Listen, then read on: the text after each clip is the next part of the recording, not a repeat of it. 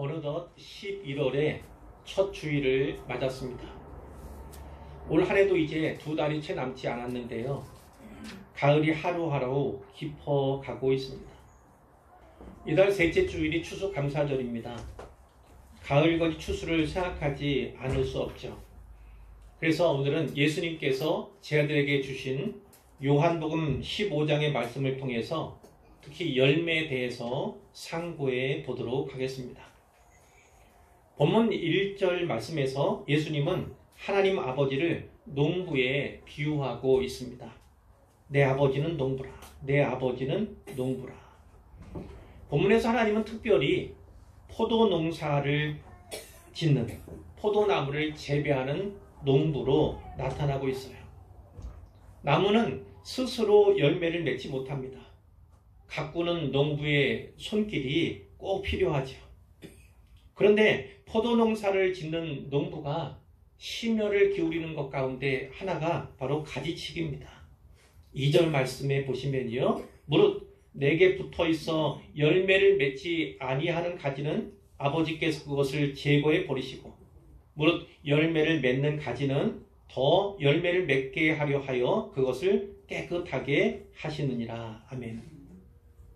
농부이신 하나님께서는 가지치기를 하실 때 열매를 맺지 아니하는 가지와 열매를 맺는 가지를 구분하십니다. 낫을 대고 때로 톱을 사용해 가지를 자르는 것은 같죠. 동일합니다. 그러나 농부의 의도는 전혀 다릅니다. 열매를 맺지 아니하는 가지는요, 그것을 제거해 버리시기 위해 낫과 톱을 사용하지요. 반면에 열매를 맺는 가지는 더 많은 열매를 맺게 하려고 낫과 톱을 사용합니다. 가지를 깨끗하게 손질해 주어야만 더 좋고 실한 열매를 많이 얻을 수 있기 때문이죠. 하나님의 일하심도 이와 같습니다. 하나님은 오늘 우리 신자를 향해서도 이와 같이 일하십니다. 때로 가지치기를 하세요. 가지치기를 하십니다. 그럴 때면 솔직히 고통스러울 때가 많지요. 그리고 아프고 불편하기도 합니다. 그러나 좋은 열매를 지속적으로 내기 위해서, 맺게 하기 위해서 꼭 필요한 일이기 때문에 하나님은 그렇게 일하십니다. 사랑하는 성도 여러분, 우리 인생의 농부이신 하나님께서 우리의 삶에 어떻게 가지치기를 하셨습니까? 내가 쳐놓은 수많은 곁가지들을 바라보면서 그것이 마치 내 삶의 풍성함인 양, 자랑인 양, 아름다움인 양 이렇게 생각을 했었는데 농부신 하나님께서 그 곁가지들을 하나하나 잘라내셨을 때 여러분은 어떤 마음, 어떤 심정이셨습니까? 그것이 나를 나되게 만들었고 나로 열매 맺게 하였으며 그래도 이만한 신앙을 가진 자로 자라게 하셨음을 꼭 기억하시고 감사하시길 바랍니다. 하나님 아버지를 농부로 비유하신 예수님께서 이 자신을 참포도나무로 비유하세요. 1절에 보니까 나는 참포도나무요 이렇게 시작을 하죠. 구약에서 포도나무는 이스라엘 백성을 상징했습니다. 그러나 그들은 좋은 열매를 맺지 못했어요. 이사야 5장 1절에 7절에 그에 대한 좋은 말씀이 나오지 않습니까? 나는 내가 사랑하는 자 하나님을 가리킵니다. 하나님을 위하여 노래하되 내가 사랑하는 자 하나님의 포도원을 노래하리라 이렇게 시작하는 노래가 나옵니다. 내가 사랑하는 자에게 포도원이 있으며 심히 기름진 산내로다. 포도원 집인 주인은 하나님께서 기름진 산에다가 포도원을 가꾸셨다는 거예요. 포도원을요. 땅을 파서 돌을 제하셨습니다. 그리고 거기에다가 극상품 아주 좋은 포도나무를 심었다는 거예요. 망대도 세웠습니다. 왜 망대? 그 귀한 것 도둑질할까? 해치는 또 짐승이 올까? 그것 때문에 망대를 세웠겠죠. 술틀도 팠습니다. 무엇을 알 수 있습니까? 아, 이 극상품 포도나무를 심었으니 극상품 포도가 열리고 내가 그걸로 극상품 포도주를 만들어야겠다. 주인이신 하나님이 이렇게 생각하셨다는 거예요. 그리고 기다렸습니다. 열매 맺기를. 그랬더니 어떤 일이 벌어졌습니까? 좋은 포도 맺기를 바랐더니 들포도를 맺었도다. 하나님은 좋은 포도 맺기를 기다리셨던 거예요. 원하셨던 거예요. 그런데 나온 걸 보니까, 자라는 걸 보니까 들포도였다는 겁니다. 그건 포도는 포도이지만 그것은 상품성이 없어요. 포도주를 만들 수 없는 그런 포도였다는 것입니다. 자, 내가 좋은 포도 맺기를 기다렸거늘 들포도를 맺으면 어찌 됨인고, 이렇게 하나님께서 탄식을 하십니다. 그러면서 어떤 설명을 하냐면, 무릇 만군의 여호와의 포도원은 이스라엘 족속이요, 그 포도원은 이스라엘 족속이다. 그가 기뻐하시는 나무는 유다 사람, 이렇게 기록되고 있어요. 그러면서 하시는 말이 이겁니다. 그들에게 정의를 바라셨더니 도리어 포학이요, 그들에게 공의를 바라셨더니 도리어 부르짖음이었도다. 이렇게 말씀을 맺고 있어요. 농부이신 하나님이 이스라엘에게, 유다 백성들에게 바라신 것은요, 정의와 공의예요. 정의와 공의의 열매였던 겁니다. 그런데 막상 보니까, 기다리고 기다렸다가 살펴보니까 그것이 아니라 포학과 부르짖음, 이 부르짖음은 기도 문맥이 아니라 탄식하는 거예요. 울부짖음, 특별히 가난한 사람들이, 그 사회의 약자들이요, 울부짖는 겁니다. 그 울부짖음의 열매를 맺었다. 하나님께서 이렇게 판단하시고 평가하시고 진단하셨다는 거예요. 예레미야 2장 22절에도 이런 말씀이 있습니다. 내가 너를 순전한 참종자, 곧 귀한 포도나무로 심었거늘 내게 대하여 이방 포도나무의 악한 가지가 되면 어찌 됨이냐. 하나님의 뜻과는 정반대로, 상반되게 이방 포도나무의 악한 가지가 되었다고 하나님께서 책망하시는 거예요. 하나님께서 자기 백성으로 택하신, 삼으신 그 이스라엘이 들포도를 낼 뿐만 아니라 악한 이방 포도를 맺었다는 것입니다. 맺었다는 거예요. 자, 그 때문에 농부이신 하나님께서 참포도나무를 심으시는 거예요. 다시 심으신 거예요. 그게 누굽니까? 바로 독생자 예수 그리스도를 이 땅에 보내신 것입니다. 참포도나무이신 예수님께서는요, 주님의 가지가 되어서 자기 안에 거하는 사람들에게 참 지식을 공급해 주십니다. 참 생명을 공급해 주세요. 그래서 그들로 하여금, 우리들로 하여금 좋은 열매를 맺게 하시는 참 포도나무이신 것을 꼭 믿으시기를 바랍니다. 예수님은 진실로 참 포도나무이십니다. 구약의 이스라엘은 열매를 맺지 못했을 뿐만 아니라 오히려 악을 행하면서 땅만 망가뜨린 거예요. 하지만 예수님께서는요, 하나님과 친밀한 사귐과 교제를 계속해서 나누시면서 하나님 뜻에 순종하고 하나님을 영화롭게 하셨죠. 이스라엘의 그 실패, 그 구약의 실패를 회복하신 분이 바로 예수님이에요. 그 예수님이 바로 참 포도나무다, 이렇게 우리에게 계시되고 있는 것이고요.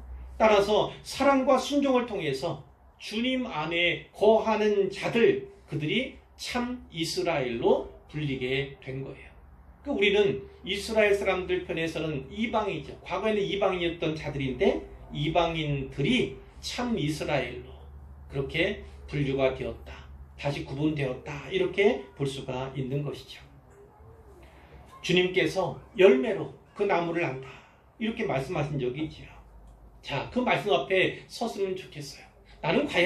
우리는 과연 어떤 가지인가? 말없이 열매를 잘 맺는 가지인가? 말만 많고 입만 무성한 가지인가? 자문해 보시기를, 또 자답해 보시기를 부탁을 드립니다. 예수님께서 제자들에게 이렇게 말씀하세요. 3절 말씀을 볼 텐데, 너희는 내가 일러준 말로 이미 깨끗하여졌으니. 이미 너희는 깨끗해졌다 이렇게 말씀하잖아요. 또 2절 말씀에도 깨끗하다라는 표현이 나왔었는데요. 이를 통해 볼 때 예수님은 제자들을 열매 맺는 가지로 인정하셨다 이 사실을 알 수 있겠죠. 그렇다면 이미 가지치기를 하셔서 깨끗하게 해주시는 것이라 이해할 수 있습니다. 하지만 이 말씀은요, 사실 한 차원 더 높은 수준의 말씀이에요. 문자 그대로 제자들이 영적으로 이미 깨끗해졌음을 말씀해 주신 겁니다. 제자들은 어떻게 깨끗해졌습니까? 그들이 본문에 나와 있는 대로 내가 일러준 말, 즉 주님의 말씀을 받아들였기 때문입니다. 그 말씀을 믿었기 때문이에요. 그래서 깨끗해질 수 있었던 거죠. 물론 그 가운데 가룟 유다는 그렇지 못했습니다. 이 당시 12명의 제자 그룹에 속해 있긴 했지만요, 잘려나간 가지 중 하나가 되고 말지요. 그러니 누구든 지상교회의 교인 명부에 등록되어 있다고, 이름이 올라 있다고 안심하고 방심해선 안 됩니다. 불안해할 필요는 없어요. 그렇지만 자만해서는 안 되겠다 이런 뜻에서 제가 말씀을 드리는 거예요. 첫 마음과 첫사랑을 간직하되 어린아이와 같아서는 안 됩니다. 성경에 어린아이와 같다는 것이 두 가지 뜻인 것 오래전에 설교한 적도 있죠. 하나는 순전하다는 거예요. 들은 고지 곧대로 믿는 그 어린아이, 그 차원이 있지만 또 하나는 어떤 겁니까?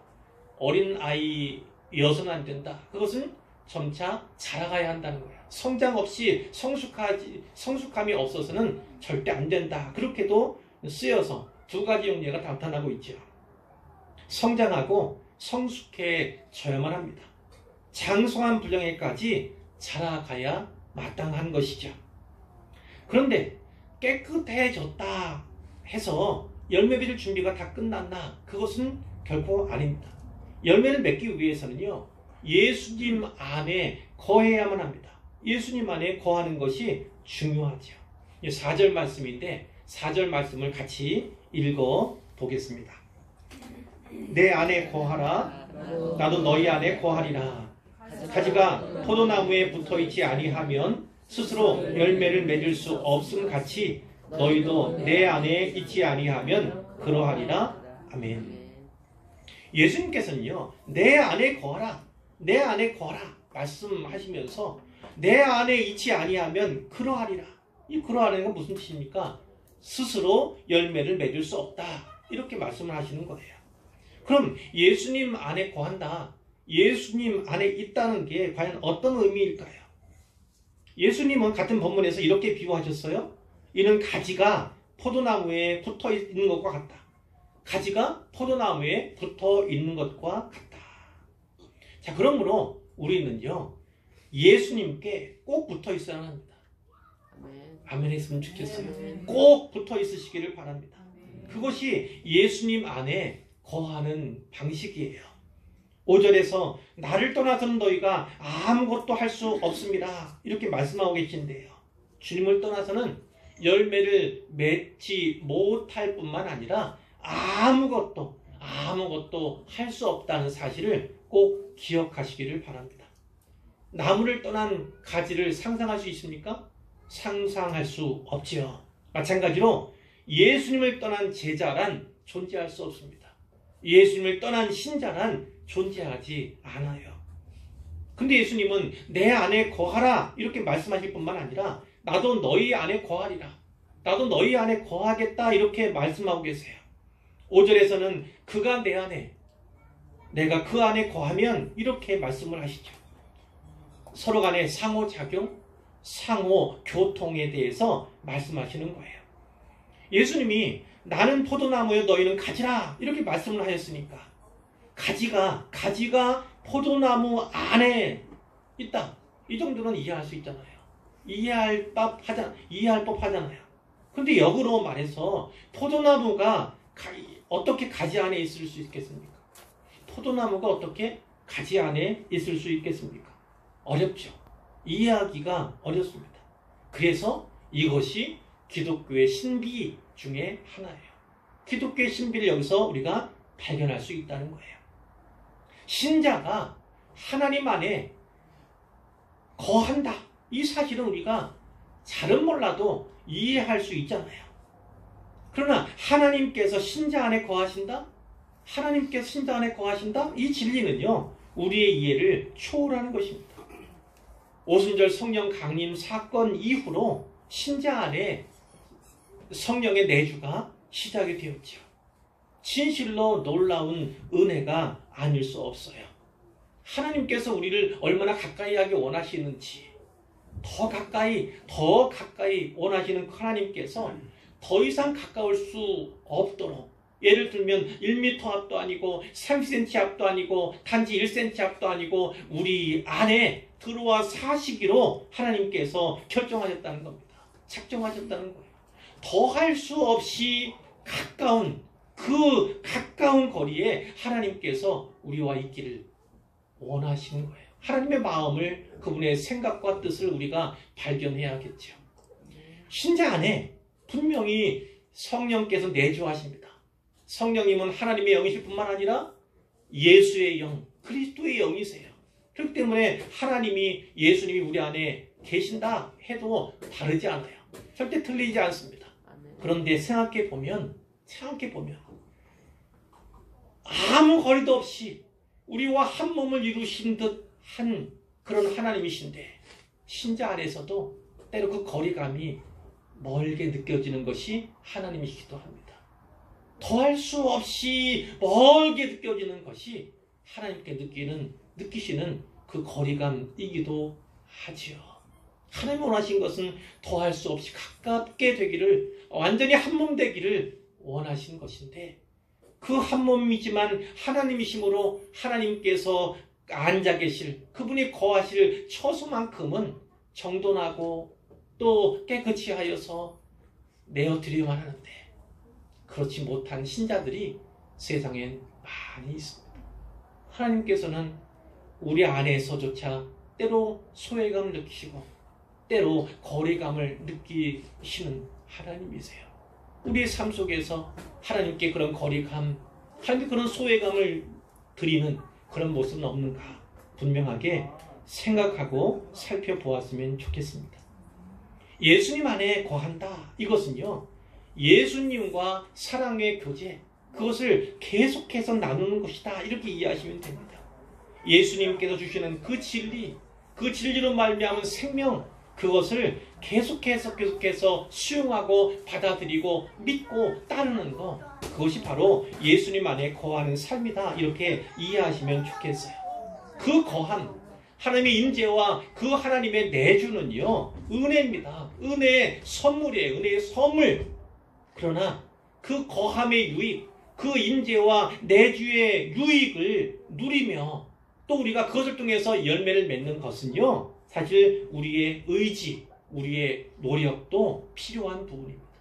우리가 그렇게 방향성을 가지고 해나가지 아니하면, 지속해 나가지 아니하면 열매 맺을 수 없습니다. 하나님과 동역하는 면이 분명히 있다. 이렇게 기억을 하시면 좋겠어요. 6절에 보니까 반면에 사람이 내 안에 거하지 아니하면, 주님 안에 거하지 않으면 어떻게 됩니까? 가지처럼, 그 잘려나간 가지처럼 밖에 버려져 마르게 됩니다.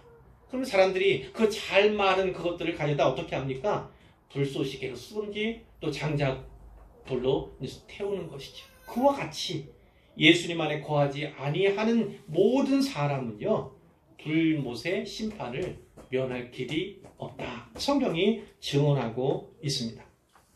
7절에 보니까 너희가 내 안에 거하고 내 말이 너희 안에 거하면, 앞에서는 너희가 내 안에 거하고 또 내가 너희 안에 거하면 이렇게 말씀하셨는데, 여기서는 약간 좀 달리 말씀하셨어요.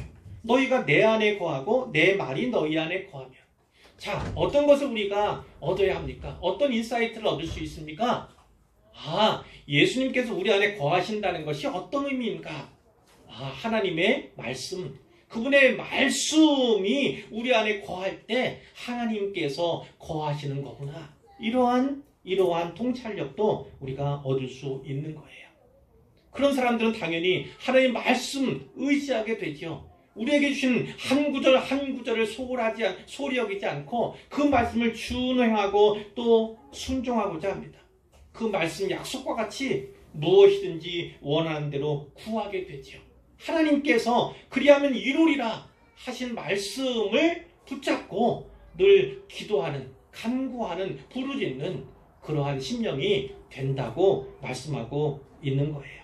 여기서 이룬다라는 건 어떤 게 있습니까? 결국 열매 맺는 삶, 열매 맺는 삶을 말씀하고 있다고 볼 수가 있습니다. 8절에 너희가 열매를 많이 맺으면, 열매를 많이 맺었어요. 그러면 하나님께서 영광을 받으시고요. 주님 말씀하십니다. 너희는 내 제자가 되리라. 제자가 된다는 건 결국 열매를 많이 맺는 삶을 살아간다는 거예요. 그 열매의 제일 첫걸이 무엇입니까? 예수님의 말씀으로 말미암아 깨끗해져야 돼요. 그것은 어떤 것을 말해요? 진짜 구원의 믿음을 갖는 것을 말합니다. 그래서 죄 용서, 죄 사함을 받은 것을 말해요. 죄의 문제를 또 뛰어넘은 것을 말합니다. 물론 우리는 세상에 살면서 죄와 무관하게 살 수 없습니다. 신자라도 믿음이 좋은 사람이라도 죄 안 짓고 살아갈 길이 없어요. 죄 안 짓고 살아가는 사람이 어디 있겠습니까? 그러나 그 죄조차도 결국 우리를요 지옥 가게 죽음으로 이끌어가지 못한다는 거예요. 왜냐하면 연약하긴 하지만 그 죄와 무관하게 하나님께서 법정적으로 우리의 신분과 우리의 지위와 우리의 위치를 정해 놓으셨기 때문이에요. 우리는 죄와 사망의 법의 지배를 받지 않습니다. 받는 듯 하지만 실제로는 그렇지 않아요. 우리는 생명의 성령의 법의 지배를 받는 사람들이에요. 우리를 다스리는 법은 이미 변경되었습니다. 우리는 생명의 성령의 법 아래로 옮겨진 사람들이에요.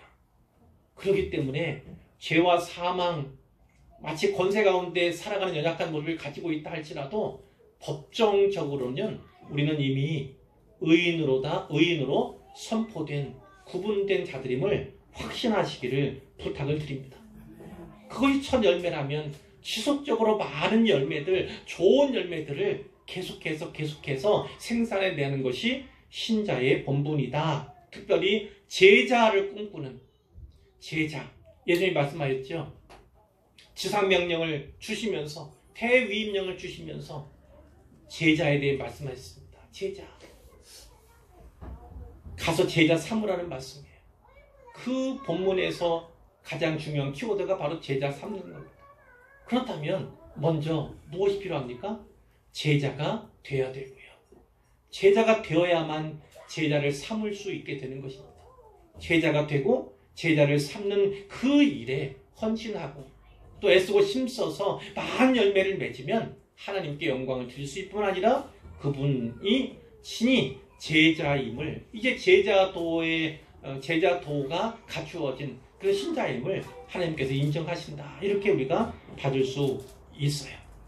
자, 9절 말씀 이야기 보겠는데 여기서 예수님이 말씀하시잖아요. 하나님 아버지께서 나를, 예수님을 사랑하신 것 같이 나도 너희를 사랑했다. 그러니 나의 사랑 안에 거하라. 이렇게. 이번에는 어때요? 이제 말씀으로도 얘기했는데 이번에는 사랑 이야기를 하잖아요. 사랑. 내 안에, 그리고 내 말씀 안에, 그리고 내 사랑 안에, 이렇게 점차 단어를 바꿔가면서 이 폭을 넓혀 가시는 것을 우리가 볼 수가 있어요. 10절에 보니까 너희도 내 계명을 지키면 내 사랑 안에 거하리라. 예수님께서 하나님의 계명을 지켜서 그 하나님의 사랑 안에 거하는 것처럼 너희들도 내 계명을 지키면 내 사랑 안에 거할 수 있다. 분명하게 말씀하고 있어요. 그러니까 이 사랑 안에 거한다는 것은 결국 말씀 안에 거하는 것을 말하는 겁니다. 그 계명이라고 표시된 그 말씀을 지키는 것, 그 말씀을 따라 말씀을 쫓아 사는 것, 그것이 바로 하나님의 사랑 안에, 주님의 사랑 안에 거하는 방법임을 분명하게 말씀하고 있어요. 자, 11절에 보니까 이것을 너희에게 이루는 이유에 대해서 말씀하죠. 내 기쁨이 너희 안에 있어 너희 기쁨이 충만하게 하려 합니다. 잘 하시기 바랍니다. 주님께서 나로 인해서 기뻐하실 때 우리도 진짜 참 기쁨을 누릴 수 있는 거예요. 많은 즐거움을 추구하고 어떤 기쁨이 될 만한 요소들을 추구하는 것이 우리의 모습이지만 참된 기쁨은 거기서 나오는 게 아닙니다. 참된 기쁨은 주님께서 우리를 기뻐하실 때 우리에게 전가되는 기쁨이에요. 그보다 큰 기쁨은 없어요. 하나님께로부터 주어지는 기쁨만큼 참된 기쁨은 없다 하는 것이 성경이 우리에게 증언해 주시는 것입니다. 12절 말씀에 보니까 내 계명은 곧 내가 너희를 사랑하고 같이 너희도 사랑하라 하는 이것이니라 말씀하죠. 그 계명의 요체는 무엇입니까? 바로 사랑이에요. 뭐 사랑 운운하잖아요. 사랑은 또 원어로는 어떤 단어가 있다 이야기하지만 성경에 나오는 가장 큰 사랑 가운데 하나는 아가페 사랑입니다.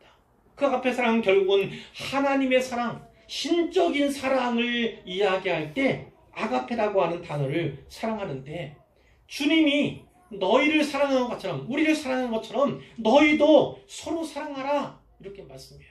근데 그 사랑이 어떤 사랑입니까? 친구를 위해서 자기 목숨을 버린 사랑이에요. 예수님이 우리를 종으로서가 아니라 단지 한 백성의 일원으로서가 아니라 친구로서 구약에도 하나님의 친구인 사람이 있었어요. 누구였습니까? 아브라함입니다. 아브라함은 마치 친구, 그리고 그와 같은 또 비슷한 반열에 있던 자가 또 모세죠. 친구처럼 삼아주셨어요. 그런데 예수님은 하나님의 아들이잖아요. 하나님 자신이에요. 근데 그 하나님이 우리를 친구 삼아주신다는 그 놀라운 일이 어디 있습니까? 어느 종교에, 어느 사상에 이런 내용이 있습니까? 주종관계가 아니라 친구 관계로 우리를 높여주시겠다. 그만큼 가까이 하시겠다는 것입니다. 친구를 위해 목숨을 버리신 그 예수님처럼 우리에게 사랑의 깊이와 사랑의 넓이와 폭이 어떠해야 하는가를 분명하게 제시해주고 있다. 이렇게 볼 수가 있는 거예요. 내 친구라고 불림 받을 때 어떤 조건이 필요합니까? 내가 명하는 대로 행하면. 결국 말씀을 지키는 자, 준행하고 순종하는 자가 곧 친구다. 이렇게 예수님께서 말씀하고 있는 거예요. 그러니까 말씀을 떠나서는요, 사랑을 이해할 수 없고, 말씀을 떠나서는요, 친구와 같이 이렇게 깊이 있는 사귐을 주님과 하나님과 더불어 가질 수 없는 것이 영적인 현실인 거예요. 영적인 현실 이렇게 이해할 수 있습니다. 16절 말씀입니다. 너희가 나를 택한 것이 아니다. 당연하죠. 오늘 90장 찬송가 90장도 불렀는데요. 하나님께서 먼저, 주님이 먼저 우리를 사랑하신 것입니다. 창세 전에, 이 세상을 만드시기도 전에 하나님은 이미 우리를 기억하셨어요. 우리를 아셨어요. 그리고 오랜 시간이 지났지만 이 시대에 우리를 보내신 것입니다.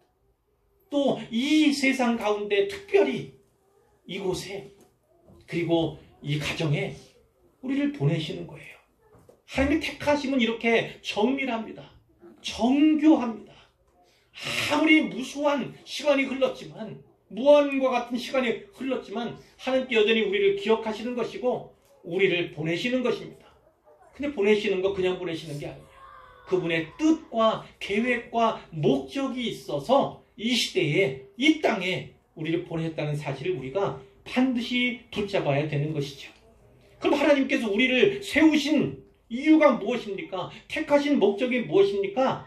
본문에 나오는 것처럼 이는 그 까닭은 너희로 가서 열매를 맺게 하고 열매 맺게 하기 위해서 택하시고 세우셨다고 분명히 말씀해요.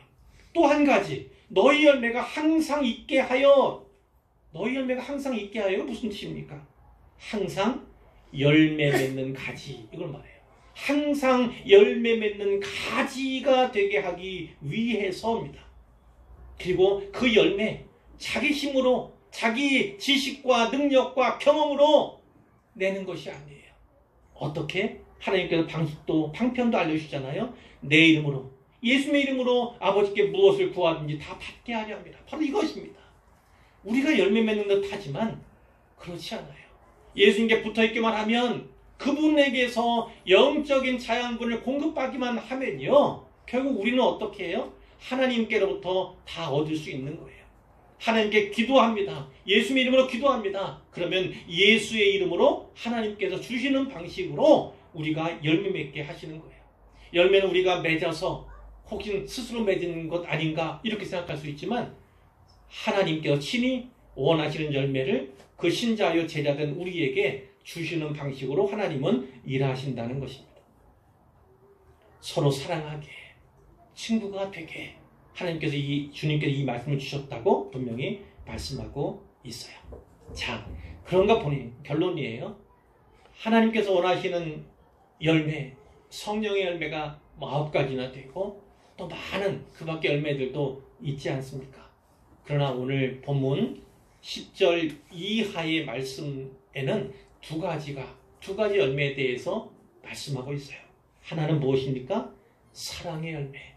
두 번째는 무엇입니까? 순종의 열매입니다. 그것을 말씀하고 있는 거예요. 그것에 대해서만 살펴보고 말씀을 맺으려고 하는데요.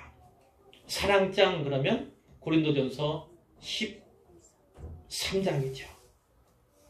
노래로도 찬양으로 나와 있는 바로 그 장인데 그 처음을 이렇게 시작합니다. 내가 사람의 방언 들어보셨죠? 천사의 말을 할지라도 천사의 말, 가장 아름답고 가장 능력 있는 말 이렇게 볼 수가 있죠. 물론 피조물 가운데 그 방언과 천사의 말을 할지라도 사랑이 없으면 소리나는 구리와 울리는 꽹과리가 된다 말씀해요. 사랑이 없는 것은요, 사랑이 없는 것은요, 그것이 천사의 말을 한다 할지라도요 의미가 없어요. 그것은 단지 울리는 구리, 소리나는 꽹과리 그것이 될 뿐입니다. 2절에 내가 예언한 능력이 있어요. 예언의 능력이 얼마나 대단하겠습니까? 예언한 능력이 있어서 모든 비밀과 모든 지식을 알아요. 뿐만 아니라 산을 옮길 만한 모든 믿음, 큰 믿음이 있어요. 그럴지라도 사랑이 없으면 아무것도 아니다. 이렇게 말씀하세요. 아무것도 아니다. 또 내게 있는 모든 것으로 부재 내 몸을 불사르게 내줄지라도 그거는 뭐 차원이 대단하죠. 내 몸을 불사르게 내줄지라도 사랑이 없으면 아무 유익이 없다. 하나님은 이렇게 말씀하고 있습니다. 근데 사랑이 얼마나 중요합니까? 사랑의 마음으로 하는 모든 것이 하나님께 영광될 줄로 믿으시기를 바랍니다. 그러나 사랑이 없이 하는 것은 그것이 겉으로 아무리 유익해 보이고 아무리 선하게 보이고 아무리 아름답게 보여도 그건 아무것도 아니에요. 하나님 앞에 한 가지도 단 하나도 연락되지 않음을 기억하시길 바랍니다. 그때 우리가 더욱 사랑의 열매를 맺어야만 하는 거예요. 두 번째 어떤 거 말씀드렸죠? 순종에 대해서요. 순종. 사무엘상 15장 22절 이하에 이런 말씀이 있죠. 선지자 사무엘이 당시의 왕인 사울왕 초대 왕에게 이야기합니다. 여호와께서 번제와 다른 제사를 그의 목소리를 청종하는 것을 좋아하심같이 좋아하시겠나이까. 하나님은 번제를 기뻐하시는 분이에요. 제사를 기뻐하십니다. 오늘날로 말씀드리자면 예배를 기뻐하시는 분이에요. 그 예배 받으시기 위해서, 찬양 받으시기 위해서 그 출애굽하게 하신 거 아닙니까? 애굽에서 구원해내신 건 아닙니까? 그런 하나님이신데 하나님 뭐라고 말씀하신다고요? 여호와께서 번제와 다른 제사를 좋아하시겠습니까? 당연히 좋아하시는데 무엇을 비교하고 있습니까? 그의 목소리를 청종하는 것을 좋아하심같이 하나님 말씀을 청종하는 것, 말씀에 순종하는 것을 좋아하심같이 좋아하시겠습니까? 예배를 중하게, 귀하게, 아름답게 여기시는 하나님이시지만 순종 없이, 청종함이 없이 그러한 마음과 그러한 태도로 드리는 예배, 그 예배는 하나님이 좋아하시지 않는다. 기뻐하시지 않는다. 왜 좋아하지 않고 기뻐하십니까? 그분은 하나님이시기 때문에 그래요. 하나님은요, 참된 예배만 받으시는 분이에요. 참된 예배자만이 그분 앞에 합당합니다. 달리 딴 마음으로 두 마음으로 드리는 예배에 합당하지 않을 뿐만 아니라 하나님은 그 예배를 받으실 수 없어요. 기뻐하실 수 없어요. 왜요? 그분은 하나님이시니까요. 하나님이시기 때문에 그런 거예요. 순종이 제사보다 낫고 듣는 것이 순양의 기름보다 나으리. 순양의 기름을 태워서 번제로 하늘 향기로운 제물이 되게 했잖아요. 바로 그거를 말씀해요. 그걸 기뻐하시는 하나님이신데 하나님이 더 기뻐하시는 건 뭐라고요? 제사가 아니라 순종이다. 더 정확히 말하면 순종하는 자가 드리는 제사, 순종하는 자가 드리는 예배, 하나님은 그것을 가장 기뻐하신다 말씀하는 것입니다. 그러면서 부원하기 이겁니다. 이는 거역하는 것은 점치는 것과 같다. 하나님 말씀을 거역합니다. 그것은 점치는 것. 점치는 게 무엇인지 아시죠? 하나님이 얼마나 미워하시는가 아시지 않습니까? 근데 하나님 말씀을 거역하는 것도 바로 점치는 것과 같다. 완고는 마음이 굳은 거 아닙니까? 아무것도 심겨지지 않아요. 아무것도 새겨지지 않아요. 말씀이 바뀌지 않아요. 그것이 바로 완고함입니다. 그 완고한 것은 사신 우상에게, 이 죽음의 시키는 우상에게 절하는 것과 같다. 절하는 죄, 우상 숭배하는 것과 같다. 그러니까 하나님 말씀에 순종하고 그의 말씀을 청종하는 것이 얼마나 중요한가 분명히 말씀하는데, 두 가지 사랑의 열매와 또 순종의 열매를 꼭 맺으시기를 바랍니다. 하나님은 많은 열매를 기뻐하세요. 순종과 사랑의 열매를 풍성하게 더 많이 맺어서 하나님을 더욱더 기쁘시게 하고 그분을 영화롭게 해드리는 우리 모두가 되기를, 우리 교회가 되기를 주님의 이름으로 축복하고 축원합니다.